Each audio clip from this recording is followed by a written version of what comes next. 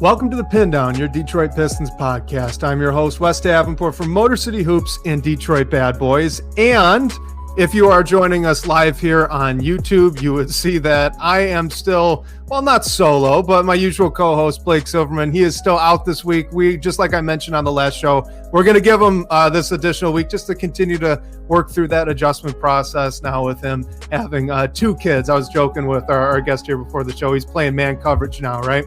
They can't just go 2-on-1. They'll box him one coverage. None of that. That's all gone. That's all gone. So we're letting him have that adjustment. But we have a special guest host joining us today. This is Sean Murphy from the From Half Court Podcast. He's also a credentialed media member. He's newly a Detroit resident. Sean, man, thanks for joining on today. Wes, what's going on, man? Always great to pod with you. Thank you so much for having me.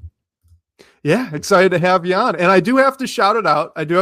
Because I just kind of made the change and then absolutely forgot to mention it on the last show.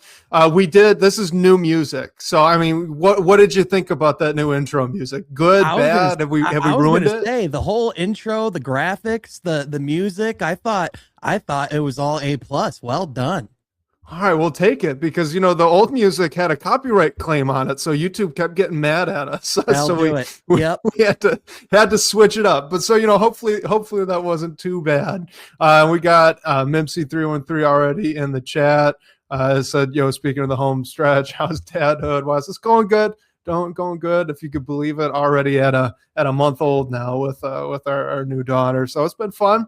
On that note, actually, before we get into anything else, Sean, if you don't mind, I want to just play a really, really sweet, really heartfelt voicemail message that we got here from a caller and a listener named Jacob. And honestly, so I mean, we've mentioned it before, guys, like the voicemail stuff that you guys leave. It's this, Blake and I, this is kind of our favorite part of the show, getting to actually hear your guys' voices on our show. It's more like, we're talking more like a radio kind of setup. So we have a lot of fun with it, but this was so sweet. I was tearing up a little. So we got to throw it out. Hey guys, this is Jacob, and I don't really have a question this time, but I just wanted to say congrats to both of you on your growing families, and welcome to the Girl Dad Club. I just took my 6-year-old daughter to her first Pistons game a couple Fridays ago against Memphis, and it was incredible. We just had the best time. It inspired her to want to do a basketball camp this summer, and she wants to go to at least one game every year now. Her favorite player is Kay, of course, but she has orange hair, so her second flavor is Kevin Huerter, and we got to see some good moments from Kevin. It might have been his best Pistons game to that point. So you guys have a lot to look forward to with all that. I know it's crazy right now in these early stages. As Blake was having your second, of course, but push through it. You'll get there and turn them into Pistons fans, just like I did with my daughter. So, yeah, like I said, don't really have a question, but just wanted to let you guys know, congrats on all of that for both of you. Appreciate what you guys do. Keep up the great work on the podcast. Thanks. Bye. That's the best part of sports. Yeah. Right. I mean, isn't it? That's what it's all about, man. It was so cool. And, just hearing that from Jacob there. And then, on the craziest part about it, my daughter's got red hair too. So I was just listening to this and, you're immediately thinking out into the future and oh man, like I'm going to get to do that one. It just awesome. So I'm going to send that message over to Blake as well. I'll text that to him so he could listen to it himself. But you know what, Sean, I feel like we have to do the classic podcast, good sports podcast host thing. And let's use this as a transition to talk about maybe Kevin Huerter having some of his best basketball games for the past two. What have you thought of Kevin Huerter? Yeah, I think, one thing that, as a parent, like something that like JB, and like the coaching staff talked about was that, with Kevin Huerter, there's kind of been so much focus on his jump shot and, him being able to get that going, that there hasn't been enough focus on all the areas that he can affect the game and complement, really well. And even Jalen Duren talked about it last night after the win over the Pelicans. He said, before I played with Kevin Huerter, he was, I just saw him as a shooter. But now that I've seen him for a couple of weeks, now that I've played with him, I realize his game's a lot deeper than that. And I think that's the real sentiment, I think you see online, and that's kind of where I've landed too, of he's just a, dependable, smart basketball player. He's very similar to, like a Duncan in the sense of he might not be the best defender, but he gives a, he's always in the right place. He's where he needs to be. And honestly, at times he does make some pretty good plays on that side of the ball, but also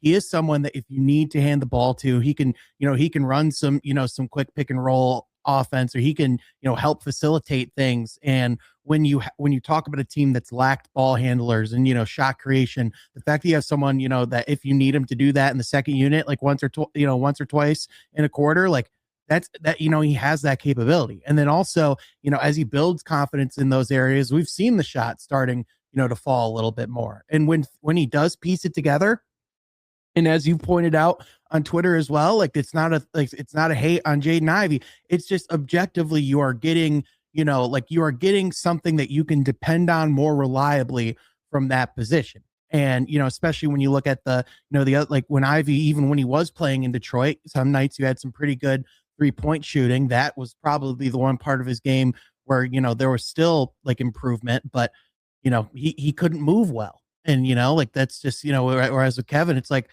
the only questions about his game are whether or not the shot's going to come. But even then, what we've seen is he can still affect the game in positive ways. What does that sound like? Pretty much half of the Pistons rotation.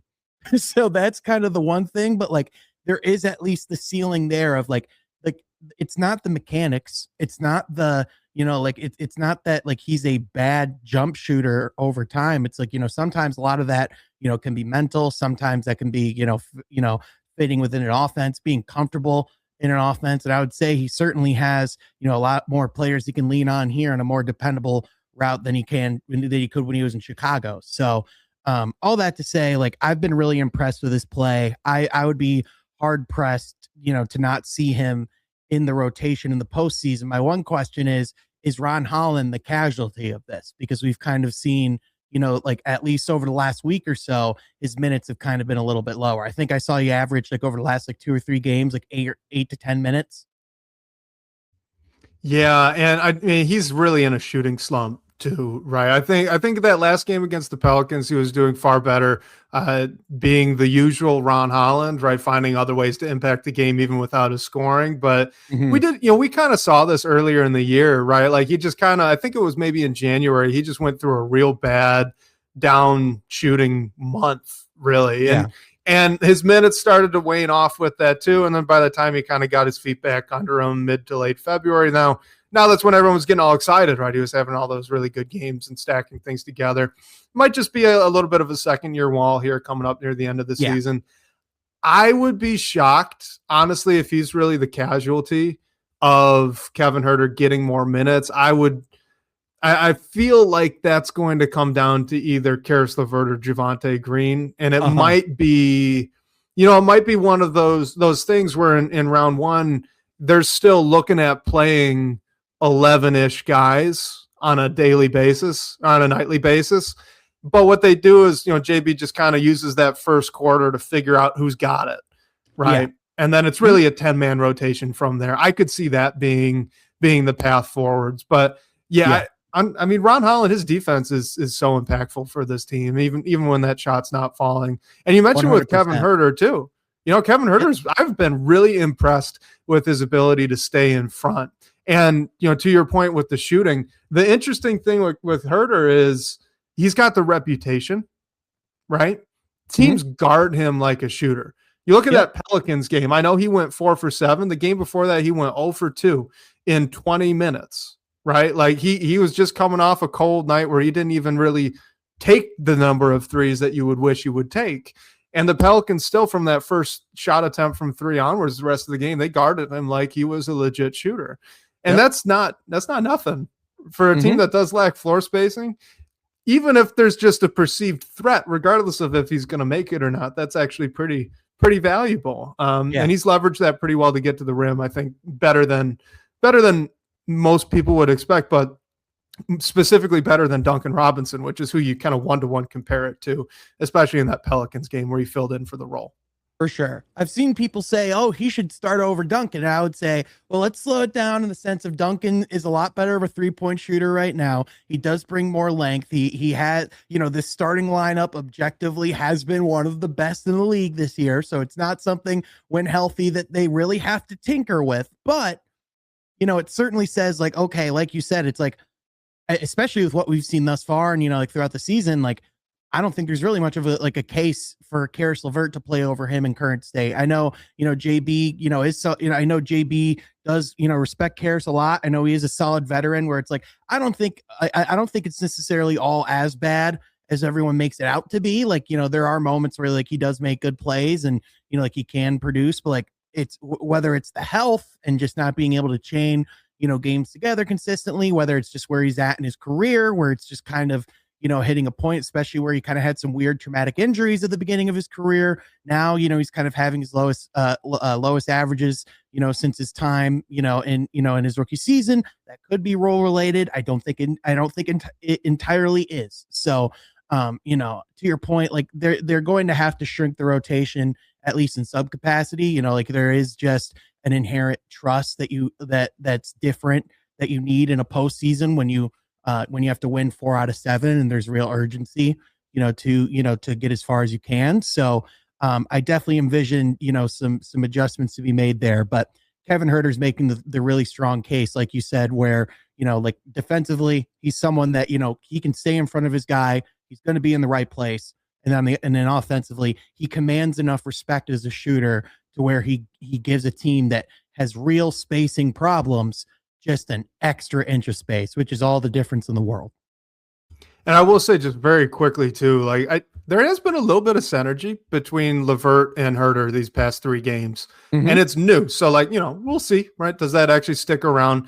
And once Cade's healthy in the playoffs, do LeVert and Huerter even really get that many minutes together now that Danis Jenkins is going to be more so that backup point guard? I mean, we're going to talk about Marcus Sasser here this evening, but the injury to Marcus Sasser is really what necessitated the LeVert and Huerter minutes, right? So, is that going to stick around? Who knows? But I do think that it looked good. Yeah. Before we move on, though, I want to get your opinion on that. But I'm really curious. Mimpsy 313, quick with the button. I didn't do that. When Sean was about to cuss on the show, which we don't do here. Yeah, he did that. How did you do that? I have a soundboard. I have like a whole okay. All right. Yeah, I have a soundboard. When it's working, it does a lot of different things. I still have to get it working again because ever since I moved over here, the only thing that works is the bleep button. But like normally I could have it where it's like I have like my voice can echo. There's like auto tune on this thing. Like it can. Oh my God. Oh yeah. When the powers are at their full potential, I can get really stupid. But as of right now, all I do is the little bleep, which I just think is objectively funnier than just cursing I love it, itself. So yeah. No, I love it. And so classic me, I was thinking it was so much more complex. I was like, does he have like an AI that like is on the computer and like figuring out when to hit the button? Is there a secret like third person in this room? Right. I was really okay. So good to know. Maybe I need to get an intern on retainer whose sole job is to just hit the button. Exactly. Yeah. Well, all right. Well, so back to it. Curious your thoughts on that kind of LeVert. That's kind of the name combination there, right? Yeah. LeVert and Kevin Huerter synergy, but also, we have seen here just a absolutely dominant stretch out of Jalen Duren, as he's now the top billing on every opponent scouting report. You saw it even against the Lakers, and it just didn't matter. So I'd love to get you kind of up on a soapbox on that as well, but open floor. For sure. So I'll just start quickly with Huerter and with LeVert, if you will. I think just they're two like veterans who have played in a lot of different teams. They're guys who I do think they are like above average high IQ basketball players who know like where to be and when. And I do think like if those guys have like a skill that's kind of lacking throughout like the other parts of the rotation, they are able to improvise and they are kind of able to help generate offense on the fly. Obviously there are some sets and things that they do, that they do run like pre-ran plays, but like sometimes, in the flow and offense, you are just kind of, feeling it out in the moment. And so, they are able to, direct flow. And I think they've done a good job of playing off of each other. And, especially I think there's something to be said about guys who have been traded a couple times, or guys who have been on a few different teams, just the like learning the ability to adapt and learning how to like play within a flow and how to like communicate. That's something that Karis and Kevin have both been through now a few times. So I think there might be something to be said about that. But, Jalen Duren, it's like, if you want to talk about like the breakout star of the league this year, I think it's clearly been Duren. And I think he's been, if you're talking about like the most pleasant surprise of the Pistons season, it's the fact that like, we all knew that Duren had all-star potential, right? Like, I think we all knew, like, if he just, like if him and Cade, their 2-man game, like if they continue to do what they do and he just gets a little bit better in the defensive end, all-star potential's right there. It's becoming a different conversation with his face-up game, the fact that he's scoring at the volume and the efficiency that he's scoring. I mean, since returning from All-Star break and for the suspension and all that, he's averaging 24 points, 11 boards, 1 block a game, only 1.5 turnovers, and he's shooting like almost 67% from the field. He before the All-Star break, he had 2 30-point games. He already has 4 since after.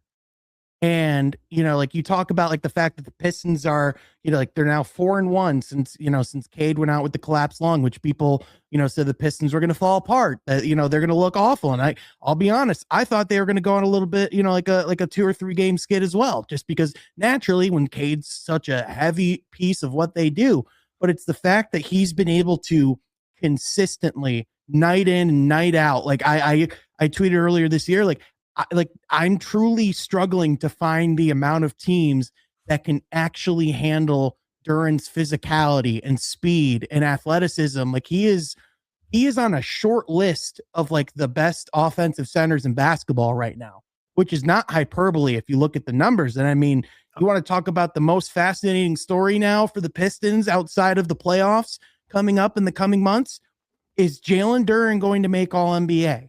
Because you have players who aren't going to make it due to the 65-game rule.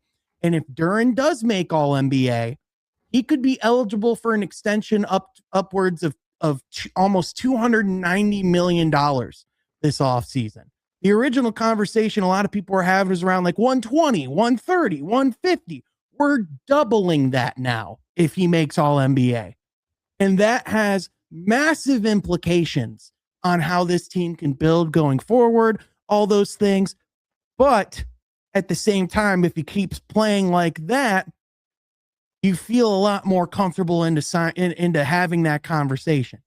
It's just been like, like truly the fact that we're talking about like, if he keeps playing like this, like, like fringe superstar stuff, like we're talking about like, and again, I don't know if he can keep this up at, that's a hard thing to do. And, like you said, he's on the top of the billing for these teams now. It's not like all of the teams have been studs. We do have to acknowledge, like the schedule is what it is, but he's gone out and done it against good teams too. Like he's just been doing this on a consistent night in, night out basis. And it's just the confidence it's showing. And also I just think if you want to talk about, like, to me, like the strongest case for JB being coach of the year, it's what he's done with Jalen Duren. I mean, he specifically, like, they spent a few weeks together this summer in the gym doing workouts individually with Jalen Duren. And like, they talked about like him wanting to, like get to the next level, and they wanted him to be more selfish and more aggressive on offense and all of those things. And,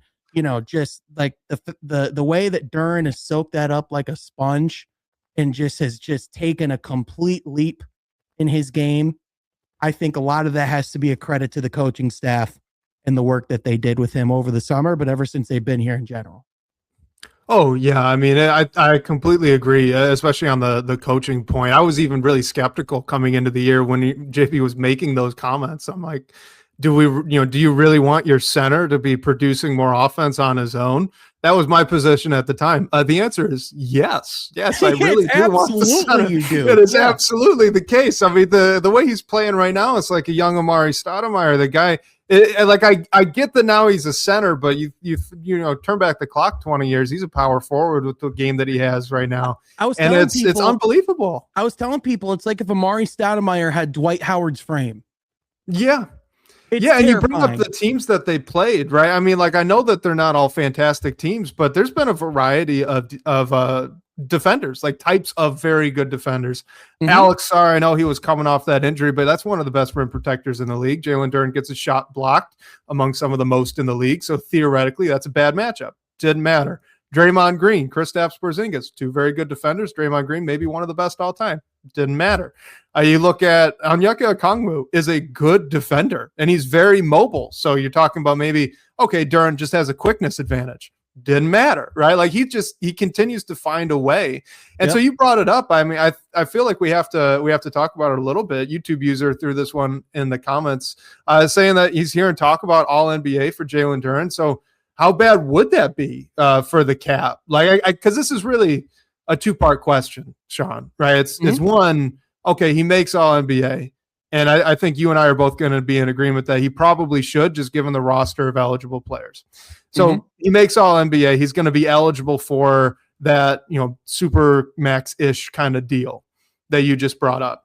Yep. Does he get that first, right? And then how close does he get to it if not, right? And what would the implications be? Yeah. So odds are, so just to kind of explain how it works, there's a provision, in the NBA. Essentially what happens is if you do reach all NBA, you're eligible then for a Supermax extension. And so it activates just another level of pay. When Cade signed his rookie max extension, he signed it with the provision that if he made all NBA, it would go to Supermax, which is exactly what happened.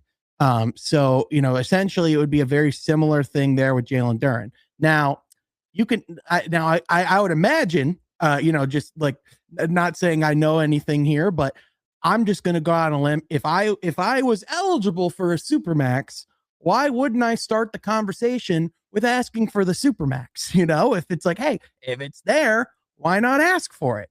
And I'm sure that, that one of the priorities, this offseason, is really going to be mapping out their salary cap, not just for this year, but for years to come, because, you also have the negotiation window for Ausar Thompson, coming up here too. And so I think this is where Trajan and, his front office, like Michael Blackstone, all these guys, this is where they're going to have to be creative. This is going to be some of their most important work because, essentially as we've kind of talked about before, it's you can really pay two guys at the max level.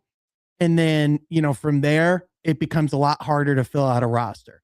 The complications with Oklahoma City is the fact that they have all these guys who are playing really well, but you also have to pay all these guys. And so that's why Oklahoma City, everyone's like, oh, well, they're going to trade all those picks one day and go get Giannis. No, they're holding on to all those picks because they need to replenish and replace their rotation as guys leave. Like Cason Wallace is probably going to have to leave at some point and go get the bag. There's guys all throughout the rotation that are going to get paid somewhere else because Oklahoma City just can't afford to do it. And so for Detroit, essentially if you're committing like big money to Ausar, Duren, and Cade, that's your core. And from there, it's going to be you're going to have to kind of start bargain bidding a little bit around your rotation. You're not going to have a ton of room necessarily if you're paying at that point. So my gut tells me that I don't think he's necessarily going to get the Supermax, but I would imagine he wouldn't be far off from it.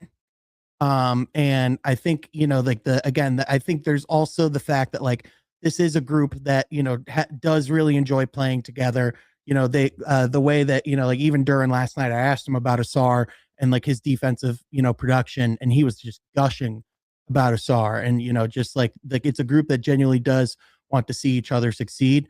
It is a business at the end of the day, but at the same time, I think there's a world where, Duren can get generational wealth, get very close to the Supermax, and for Detroit to be able to keep this team together at a reasonable, capacity. And just to that point, Ausar Thompson, I think we would all agree, I would be shocked if anyone would disagree with this, but the core of this team, it's Cade, Duren, and Asar Thompson, right? Yeah. Well, Asar Thompson, historically, defense first players don't get paid as much. Now, some of the best defender in the league conversation being the athlete that he is, okay, maybe it'll kind of go up a little higher than people might expect, but maybe that's the saving grace here. Maybe it's not going to be 3 guys all earning close or north of 50 mil. It's going to be 2 guys that are in that range. And then Asar kind of, still a lot, maybe 35, but I was not thinking 30 to 40 probably. Yeah. Right. So, not terrible to YouTube users' direct question, right? How bad could it be? It could be worse. It is definitely going to be a constraint, though. But we just mentioned Asar Thompson.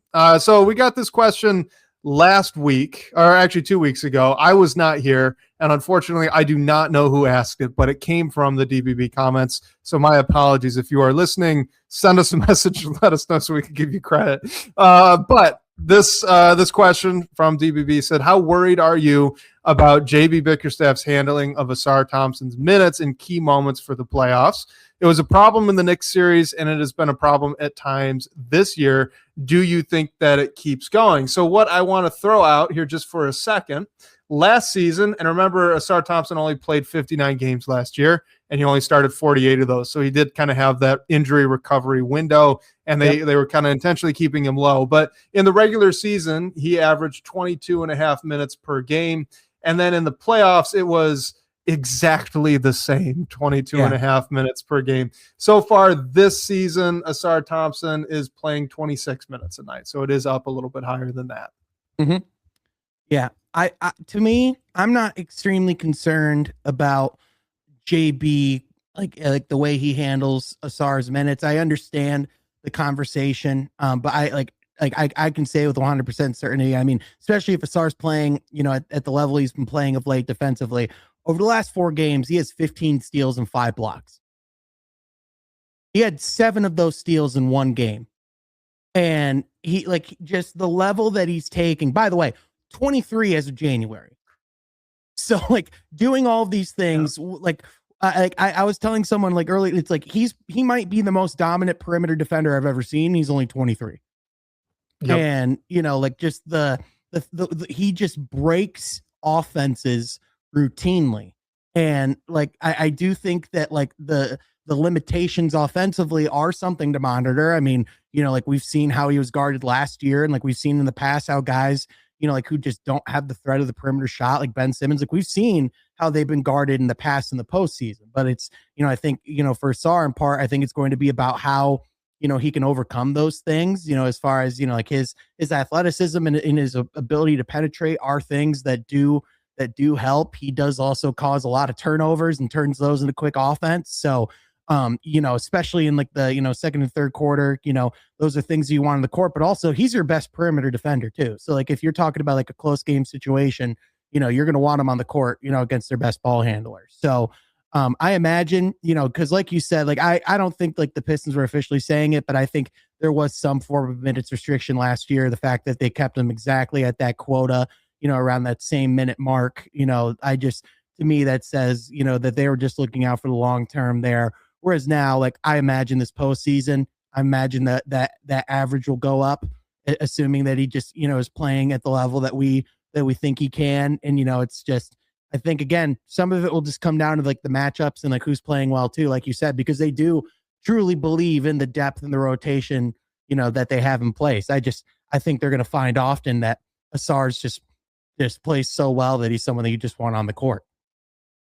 So as the season's gone on, I've been kind of forcing myself to try to rethink the way I've been viewing this team in a playoff setting. I mentioned last week that, maybe I've just been underestimating Jalen Duren and his ability to create his own in a playoff setting when things slow down. Well, this week I have been thinking a little bit about Asar Thompson, and credit where it's due, the first time that I've heard anyone else really talking about it, and I haven't had the opportunity to bring it up either yet, was actually on the broadcast of that Pelicans game. George and Greg bring up the idea that, Asar Thompson, he's in the same vein as a Ben Wallace or a Dennis Rodman, guys that really didn't have much to give offensively, but they were, just absolute keys on defense. They just wrecked whatever the other team was doing.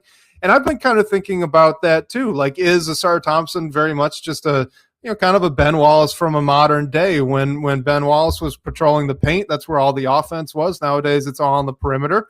And Asar Thompson breaks things, like you said, in a way that I can remember as a kid watching Ben break things for other teams as well. So my question to you is, are we all just kind of placing too much weight on the offensive side of the ball for Asar Thompson in the playoffs? Like, granted, I know he had a really nice game there against Atlanta, and we should talk about that too. We've got a question from Ramester in the DBB comments on it, but I know he had that nice game, and he's an NBA player. It's going to happen. He'll get hot every now and again, but for the most part, it's his unbelievable, otherworldly defense that really provides his value. And is that really that's the key, right, for the playoffs? Are we just overvaluing the offense? Yeah, no, his defense is 100% the key. I do just think in general, we focus a lot on his offensive limitations when in reality, we're watching one of the best perimeter defenders we've seen over the last 2 decades, right in front of us in real time. JB last night, when I asked about him, he said he compared him to like a young Ron Artest, which when you look at, like someone said, like, I think that's disrespectful. I'm like, I don't think that's disrespectful at all. That's probably like the last true, like probably the best perimeter defender other than Asar that 2-decade period, so like, to me, like, again, I think those concerns are real in a postseason, setting. I'm not saying they're not, like, I do think like you do have to monitor the fact that teams are going to defend you a little bit differently. But when Asar does break things to the extent that he does, when he does stay out of foul trouble, which is going to be a really big key in the postseason, especially if he's going against a Brunson who's really good at drawing contact and baiting people into stuff. I think Asar watched a lot of that footage over the summer and, was really upset with how that ended up. And so, I imagine that's something he's going to be ready for. But like, as long as he's, forcing turnovers, like, he's going to get his offense in the open court in a way that a Ben Wallace can't because of his size and, like the limitations, like he's, and on top of that, like he is still able to handle the ball to a certain extent. That is probably the area, like one of the areas he truly has to grow this summer. And I do think sometimes he can force things from a passing standpoint and can get a little bit tighter there. But like in general, he's a guy who just makes really high level basketball decisions mentally. And, overall, like, I'm not concerned about like how the minutes are handled. I mean, if it's like a situation, final 2 minutes, they hit like a big shot and Asar's on the bench, will we have questions? Perhaps. But again, I think sometimes it's matchup specific, it's situational, and, there's pieces of context. But again, there's just not many situations where you can envision him being on the bench on a key defensive play, Yeah. All right. Well, so we talked a little bit about the offense. I know we kind of like poo-pooed it. We're like, it's not a big deal. But he did, to his credit, have a really unbelievable game there against Atlanta. Scored 18 points, had 5 assists, 4 rebounds. Like, it was a really nice offensive performance. Only 1 turnover, too. And this stretch here with Asar, his turnovers have been lower, which has been a really big deal. So we got this question here from Ramester that was right after that game from the DBB comments, just asking if that's kind of a glimpse of what we could see in the future. So,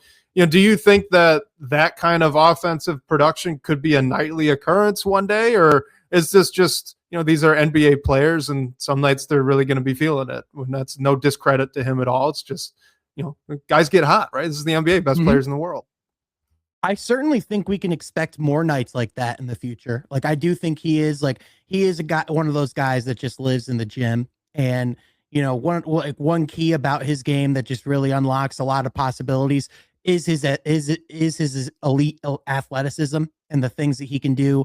When that comes into play, like that's why, like, the jump shot conversation, I do even like, it's like, I'm not as worried about, because it's like when you have that type of game breaking speed and that effortless, verticality, like it's one of those things where he's going to figure it out. And, to me, it's like, it's almost kind of like a young Jaylen Brown in the sense of like, like you see like the pieces there, he has the tools, all the physical gifts, It's just about, like working on a lot of those things in the gym and just tightening things up and getting better. And, I do envision him, being more of an offensive focal point in the future, partially out of necessity as they, like as the roster changes and things like that. But also I do think, like as he just gets more comfortable, within the flow and just, like building out his skill set, I do think that is a very tangible possibility that he could look more like that. I mean, he's gonna go like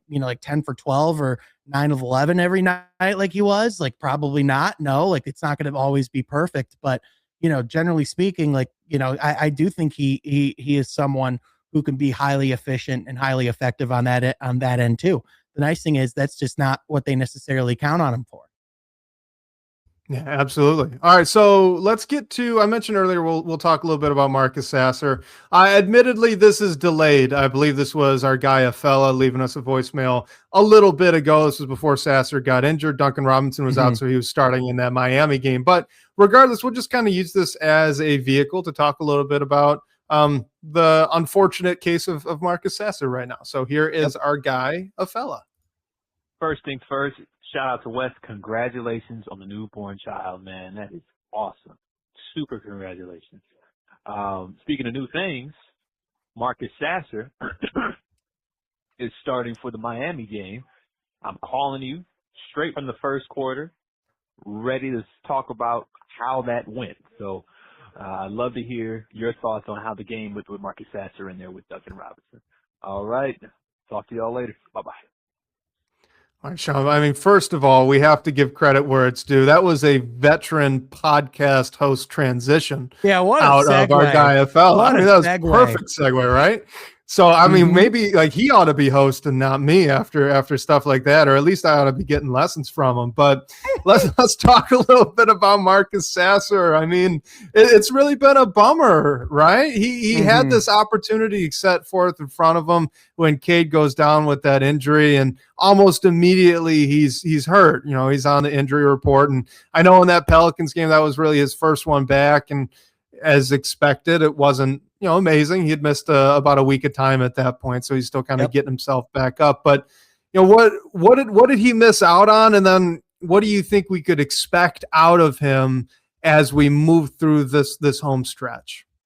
Yeah, I think it's just kind of been like this stretch has kind of almost been like a microcosm of what his career has been like thus far, where like there's been moments and there's been flashes where you go, whoa, that can be a really good like a really good off the bench scorer, someone that you can really rely on, like certainly like the ball handling, the like the step back three, like a lot of things in his game that like are really flashy and show a lot of potential. But then whether it's some of the inconsistencies on the court, whether it's some of the health issues, and it's the same hip injury that was keeping him out at the beginning of the season, for whatever reason, he just hasn't been able to piece it together on a consistent basis. Now, the 3-point shot, like ever since he started playing a little bit more in March, like it's been pretty solid. He's shooting, like right at or right about 40% from three.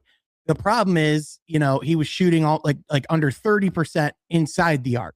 And so, like the 3-point shot is certainly there. It's just the other elements of his game where he just hasn't been able to piece everything together. Granted, some of that maybe is like whether he was playing through that injury and dealing with some of those discomforts, but again, it's just kind of what it is at the moment. He just hasn't been a high efficiency scorer. And so, I do think, as, we start talking about, because, Sasser is going to be coming up, like with as like a free agent of some, I forget if it's restricted or unrestricted off the top of my head right now, but I do know that, like his contract status is kind of in flux this offseason as far as what that's going to look like in the future. Maybe they could bring him back on some form of team friendly deal, but the problem is, if you're talking about like building the sample size and being able to, like be able to like project and adequately and see what someone's going to be, they just haven't had a lot of it. Just because of, whatever has been there, and the sample size that they've gotten has just been like inconclusive or inconsistent. So it's, again, it just sucks for him, really an opportune time, because, like you said, there was going to be more touches to go around. Certainly someone who, could have utilized those, but even then, from what we've seen thus far, it's just kind of hasn't been the consistency you'd want to see quite yet. Yeah, and for me too, I just continue to be a little disappointed. I don't know if it's just wrong expectations based on his college tape, but coming into the league, it was supposed to be a 3-and-D guard, right? That's really what Marcus Sasser profiled at, albeit undersized, and it's just the defense part of that hasn't really been there. The 2 runs that the Pelicans made in that game that the Pistons eventually win at the end of the first half, and then kind of middle of the third quarter, Sasser was out there for both of them. And it's not just that he was unfortunate to be out there at that same time, but I noticed him getting lost off ball and through screen navigations quite a bit. And it's just unfortunate, right? Like he is a pit bull kind of defender. He talked about it when he was nice enough to be a guest for us on the Pistons Pulse way back when during that summer league for his rookie year. And it's just, his past 5 games, he's got 2 steals. And we know, I'm almost 100% confident he is better than that defensively, even with the size limitations. So to me, I don't know if you agree with that. I'd be curious to get your thoughts. But the rest of this season, assuming he can stay healthy, that's his path to minutes, maybe even in the playoffs. If he can really reestablish himself as that defender that can also shoot threes. I know it's great when he gets hot and he has that 16-point explosion against Memphis. It's fun. I love it too. He's entertaining to watch when he gets hot like that. But the defense is far more consistent. And if he could get that going now, hey, why does Karis LeVert get minutes when he's struggling? He's one of the better guard defenders on this team. If Sasser can be that too, and really elevate himself, which I think he has the tools to do, that would unlock some things for JB. But until we get there, it's just kind of, it stinks, right? I just continue to be disappointed with it. Yeah, the consistency on that end hasn't necessarily been there either. We've seen, he does have the ability, he is willing to pick up guys full court. He does have when he is healthy, he does have the twitchiness, to be able to stay in front of guys. He can cause some havoc off ball too, and, force turnovers.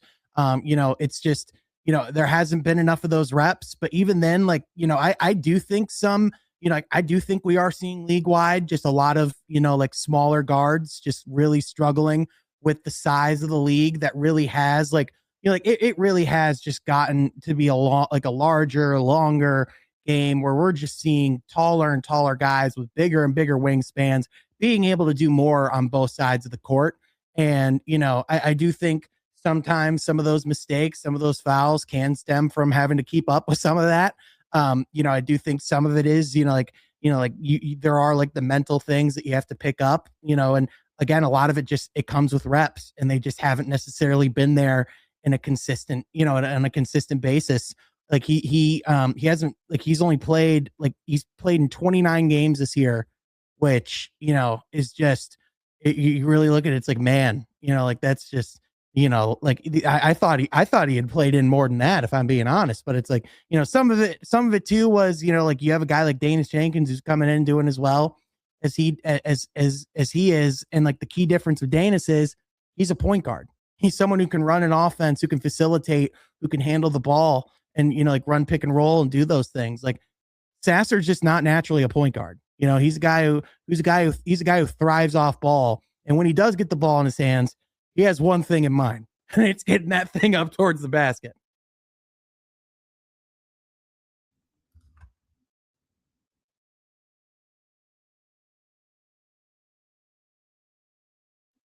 Sorry about that. My computer was glitching out on me. We'll edit it out in post. The fun things totally that come with live. I thought it was me for a second. I was like, oh no. No. I was literally sitting here and I'm hitting the button to unmute. That's not unmute. I'm like, all right, this is taking a while. But yeah, I was gonna bring up Danis Jenkins as well, because it's not fair, because this isn't something that anyone can change. But the 1-to-1 comparison for a guy that I think has similar, if not slightly better tools than Marcus Sasser. Yep. Outside of the height, it's the 4 inches in height, and it's the extra length that he has with arms, like M Go Blue Seven's bringing up in the chat, and like you did as well. I thought it was a good point.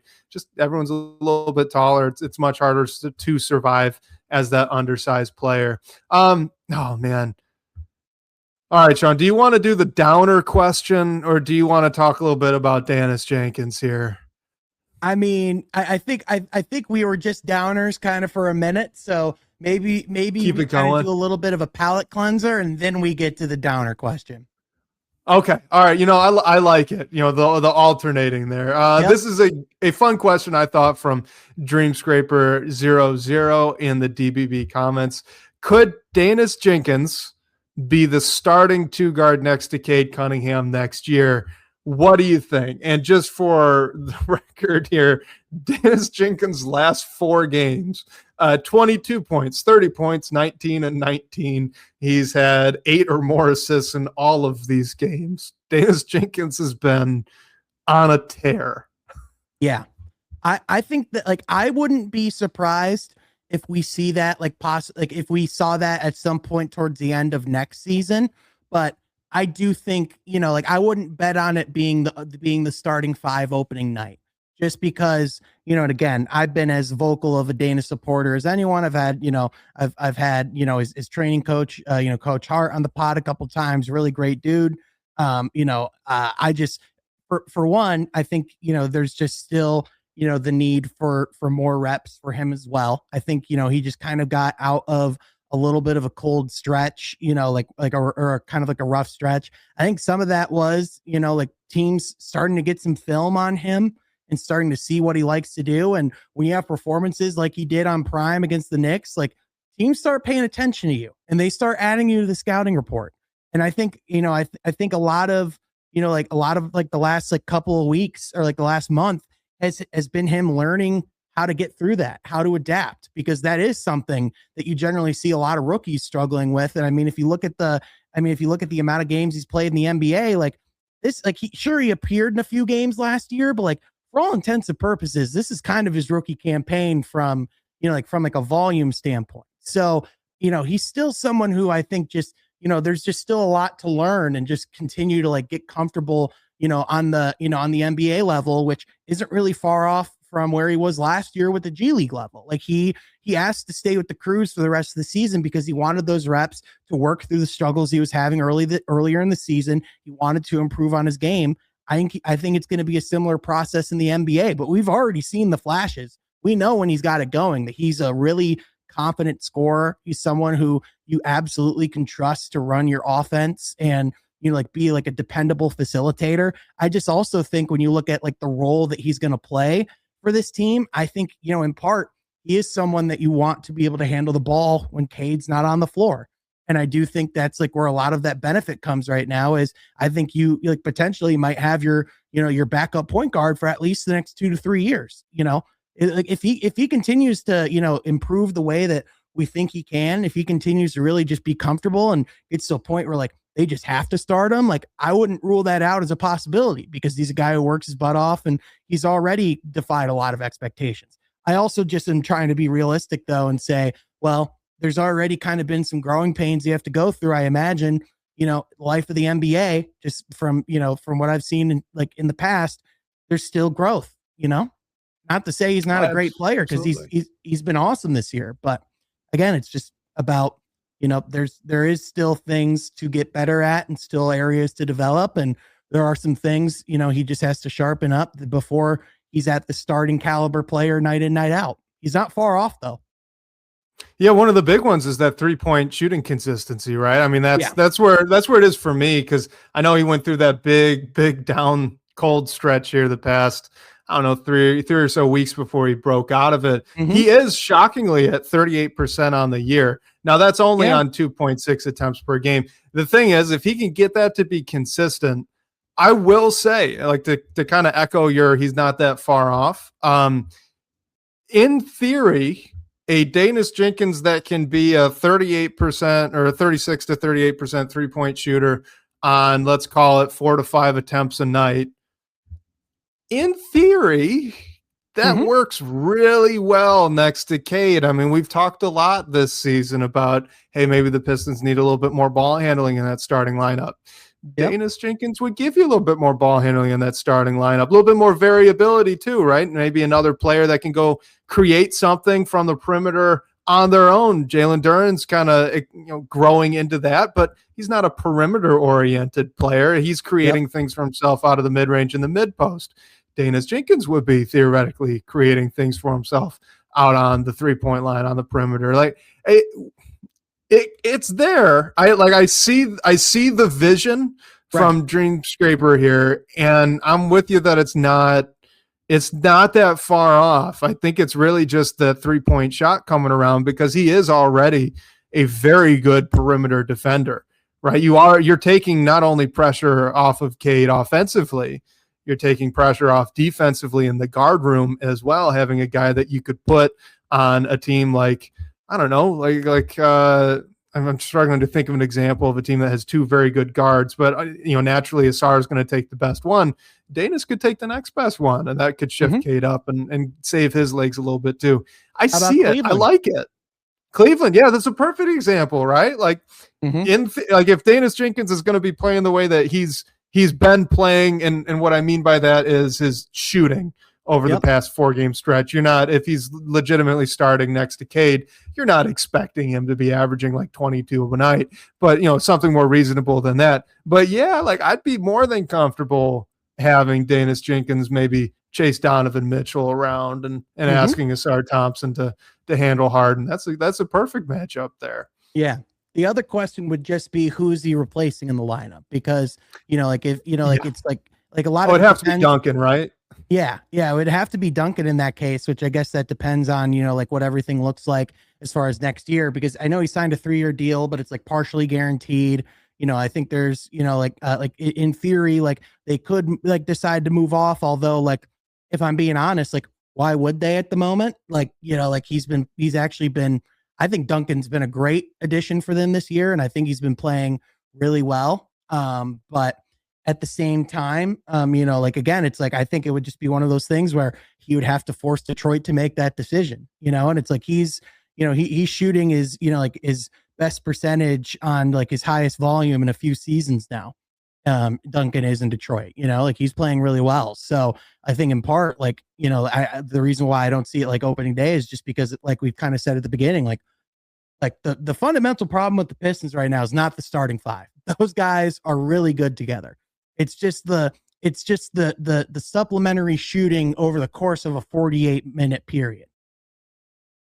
Yeah, and if you move Danis into that starting lineup, you are losing a backup point guard, which is an important note as well. So I don't know. Let's leave it here, because we're giving the palate cleanser, like you said before we talk about an unpleasant thought here in a minute. So just to be way over the top optimistic, let's just say, look, there is a world by maybe around the All-Star break next year, your starting lineup includes both Danis Jenkins and Ron Holland. What do you think about that? Agree, disagree? Is it possible? I'm not sure if I'm going there. Remember, Sean, we're being overly optimistic. If we're being overly optimistic, here, how about this? So you're saying there's a chance? How about that? That's kind of the optimism. I wouldn't be going on like Kalshi or anything and making that bet or anything, but I guess I wouldn't rule it out. There you go. I like that, because I wouldn't do it either. I'm just gonna say in the utmost optimism, there's a world. And we're not gonna assign a percentage to that, and I'm certainly not gonna put any money on it. Yeah, I just don't think we're living in that world, but that's okay. That's okay. Yeah. All right, well, let's stop beating around the bush. This is from Biz Marky Moon in the DBB comments, and it is just an unpleasant thought. So I'm going to knock on wood both before and after reading this one. It says, nobody wants to think about this, but suppose we get upset in the first round. What's next for Detroit? Do we chalk it all up to inexperience, or do they make major changes? And I want to add another question to this for you, Sean, since we're already talking about something unpleasant. What would cause them to get bounced in the first round? Like, what would need to go wrong to actually see this outcome, in addition to all the questions he just asked here? Well, for one, I think there's like the elephant in the room that we kind of have to talk about, which is, what's Cade's condition going to be come game one of the postseason? I think, I think a lot of what Detroit will do is going to depend on that. because if Cade isn't healthy and they catch like a red hot, like let's say they play like the Magic and somehow, it's like a 6 or 7 game series, but if only they had Cade, like healthy or on the court. Like, I don't envision there being like any like major fundamental sweeping changes or any reasons to not feel great about where you're at. If they got punked by like Charlotte or something, Cade is available, ready to go. I do think you have questions. But ultimately, I think if you're talking about what changes would be made or like what would happen is like, I think, what they've said from the beginning of the year is they love the roster that they have in that locker room, and they wanted to give them this season to show what they can be and the opportunity that they have, in front of them. Like, they wanted to see how far this group can get together. And if they go out and don't advance in the playoffs and they do have a dud in the first round, then that comes to, there's questions about what your roster is going to be going forward. Like if Duren has a stinker of a series, I don't think that changes, like the fact that you're going to go out and extend them. But like, I think there might be questions that come up in that conversation. The playoffs are certainly going to factor into that because they are the most important reps of the year. But again, I think a lot of it depends on the surrounding context of it. Like I don't think we're going to see any coaching change in Detroit anytime soon. I don't think we're going to see a general manager change in Detroit anytime soon. I think those guys are, solidly, and there wouldn't be any reason to bring that up, in my opinion, even if they were bounced in the first round this year. But it would certainly be a moment where it's like, all right, you saw what this roster can do. What's your response? And that would be where Trajan would have to get to work. And so that's really what it's all going to come down to is, it's going to come down to how well these guys play when the moment does come. If they, if they are able to get far, I think you feel really good about the direction that you're in and like the roster that you have and, like where you're moving forward with that. But if they were for whatever reason to be bounced and Cade's health isn't really much of a factor, I think, of course, you'd have to have some real difficult conversations about where the roster's at. I think that would be natural.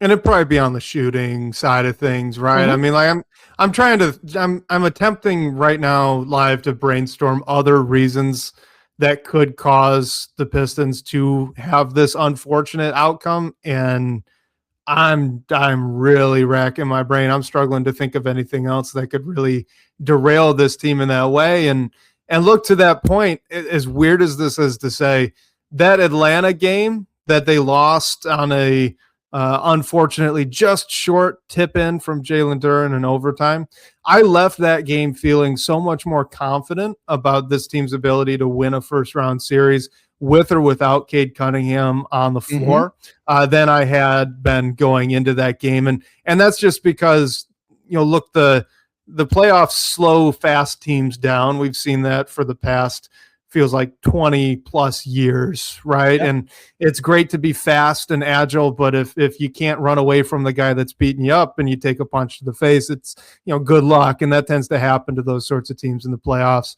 So I was very worried going into that game. I was very worried once we got to halftime, and then the Pistons kind of woke up. Suddenly the offense wasn't as free flowing. And again, they're doing all of that without Cade Cunningham. So, to me, are you in the same boat? Like, are you still feeling pretty good about that first round series? Honestly, regardless of Cade's conditioning level, because I do feel it seems a very high probability that Cade's back for that series. So we could kind of not think about that negative too much of him just maybe not even playing. Right. I do feel good about their prospects in a first round series. I think to your point, I think we've seen the adversity of this team just shine through full stop over the last few weeks. And in general, like, I think the style of basketball that they play translates perfectly to the postseason. And, I think like, as long as they're playing at the, at the energy level and at the, high level that they can on the defensive side of the court, I think whoever they face in the first round, regardless of matchups, is going to have a really difficult time, especially with the fact that they've, seemingly been able to maintain and in the first round are most definitely going to have, like home court advantage.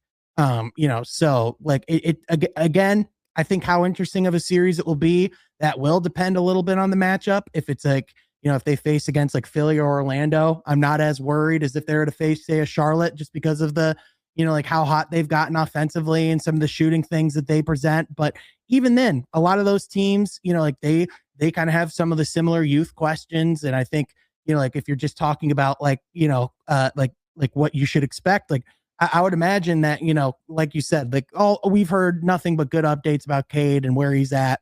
Like, I think with where this team's at in the moment, I think they would feel really good about, going into the first round. To me, it's going to be the question of what they can do from there. Yeah, I'm in the exact same boat. I am endlessly fascinated by the potential of a second round series and how this team looks, how Cade's legs look, how Jalen Duren's legs look, right? I mean, once you get beyond that first round. But look, I know we're up at an hour, so let's end on this. All right, we got a fun question here from Dylan22 in the DBB comments asking if the Magic or the Houston Rockets look to make big changes in the offseason, which I think it's reasonable to suggest they might. So this isn't a pie in the sky question. Who would be a better fit for the Pistons? Our options, Jalen Suggs or Jabari Smith Jr. Sean, what do you think? It is a really good question. Jalen Suggs, obviously like if you're talking about like stylistically, he certainly does add a lot of traits that the Pistons would be looking for, in the sense of, he is just another defensive demon. Like when he is available and healthy on the court, he does do a lot of positive things. He's not quite, not quite a great 3-point shooter, maybe average to slightly below average, but he can get them up there. Like he has had some good moments. For him, it's really just kind of similar to some of these other guys where it's like, the health risks with him are very real. Unfortunately, he just has had a very injury riddled career. Whereas like with Jabari Smith Jr., like I think right now it's like you certainly like a lot of the traits and the concept of what he could bring to the Pistons, and maybe like being in a situation where he wouldn't be as high on the totem pole is something that could potentially, be beneficial for him. And maybe being around, like a more consistent, more stable playmaker and a Cade is something that would be able to help elevate his game. But, like Jabari's definitely, it's been probably his best season, and I would probably lean towards him just because of like the length and some of those other attributes. And maybe I bet on the 3-point shot a little bit more going forward, and, some of the durability stuff. But, it certainly would probably be a little, like, it would also be a little bit of a gamble just because it hasn't been super consistent in Houston. But at the same time, like, I don't think a lot of the offensive issues right now, I don't think it's because of him. Yeah, I actually, so I was really struggling with this one. This is why it's a good question, because both of these are flawed players, kind of like you mentioned. And so I, curious to hear your response to what I'm going to lay out. Because like with Jabari Smith Jr., the idea is he's a 3-and-D forward, except he's only one season of his career has he been over league average, 36% from three. Exactly one season.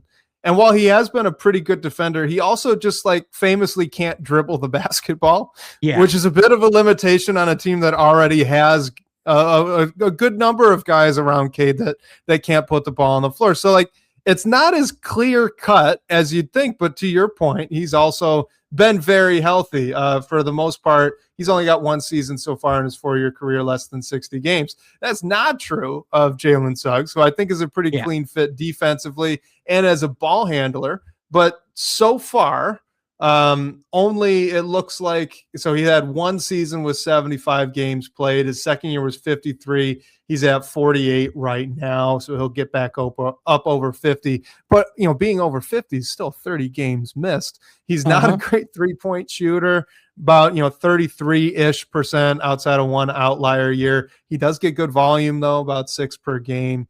If the playmaking's great, the defense is great, but you're worried about the floor spacing, you're worried about the health. So, like, whose limitations are you more okay with as a target? You know what I mean? Yeah. And I really think it just like if the health part wasn't even in the equation, I would take Jalen Suggs gladly. I wouldn't even think much about it. But the reason why I tend to lean a little bit less in that direction is just because again, those health issues have been very real and they've been very consistent. And if you talk about someone, if you're just talking about like who you would add to your team, and I'm trying to take the long-term view, it's just, I do think those concerns are very real. And if I was a general manager, I don't know if I'd have the guts to roll the dice on someone with those many question marks, Yeah, I think I'm leaning the same way as you. And the other thing to note here is just kind of to the earlier conversation we were having with Jalen Duren. Unfortunately, I kind of feel like both of these would be a bit out of the reach for the Pistons, not for a lack of assets that Magic or the Rockets might be interested in, but for the money. These guys already got paid. Yeah, they already have been extended. Yep. Not great contract. And no, they're not. And if the Pistons are going to pay Jalen Duren, and you're already looking at presumably Asar Thompson needing a hefty extension, but not to the same level, then I just don't know if you got the room for a fourth guy in that same range as maybe Asar Thompson's probably looking at. Especially one who you have real limitations and questions about. It's like at that point, you're really muddying up the salary cap. Yeah, absolutely. Well, I think on that, I don't know. Actually, we can't end on that note. Sean, give us just one positive thing that you're looking forward to the rest of this season. Is it just watching more of Jalen Duren domination? Are you looking for something else? What are you looking forward to over this last few weeks? Yeah, a couple things. I would say, just looking forward to continuing to see, Duren with the offensive reps and just having more of those performances that undeniably seeing someone at that size with that kind of face-up game. It is just really enjoyable to watch, and the growth and the confidence he's had on that end is just really just been fascinating to cover. But also I'm just looking forward to seeing postseason basketball in Detroit again, and just the energy that brings, and how loud that building was last year. I imagine it's just going to be even crazier that Tim this Hardaway year. Jr. corner 3 pop I still think about. I can't lie. Oh my goodness, man. That was unreal. I was sitting with Rod Beard at the time. He actually, now he works in Atlanta, but he was like, there was no way I was going down to Atlanta before experiencing some playoff basketball here, because I've heard a lot of good things. And I'm like, man, you have no idea. And when he heard that pop, he just looked at me and was like, man. And that's just a moment where I literally had a headache for 3 days after that game. It was unreal in that building. Man, I'm looking forward to it too. So there you go. I like that end note much better than the other one we were going to have. 100%. So on that, let's wrap it up. Sean, first, let everyone know, let all the listeners know where they can find the great work you're doing. Yeah, I appreciate it, man. You can go on YouTube or anywhere you get your podcast, look up From Half Court. I'm going to be posting there, a lot more consistently, and, a lot more content coming with the postseason coming. And then also you can follow me on Twitter or, on social media at Sean Half Court. So you're going to find a lot of real-time coverage, pre-post game media stuff. That's where, all that's going to be. So be sure to check it out. Thanks for having me, man. Oh, it's been a pleasure. We'll definitely have you back on. Hopefully, I think it'd be a good one to do before the playoffs again. So watch your chat inbox for that. I'm sure we'll pull you back in. But on that, guys, make sure if you're watching us here live, do like and subscribe as well. Like and subscribe, with the podcast on Spotify, on Apple. I know you could do that there. All of that does help us out. You guys know these algorithms, how they work. So it is helpful. We really appreciate that. And leave a comment too if you can. We do peruse those and respond when we can, and enjoy reading them as well. Just like a couple of callers, Jacob and a fella, used our voice line. Please do that. We love it when we get the voicemails. We love hearing your guys' voice. So that number is 313-355-2717. Of course, special thank you to Sean Corp, the managing editor of Detroit Bad Boys, for supporting the show. Shout out to you guys for all the great questions, great talking points. We'll catch you next week, whether you're on your commute or live with us here on YouTube. We can't wait to talk more Detroit basketball with you.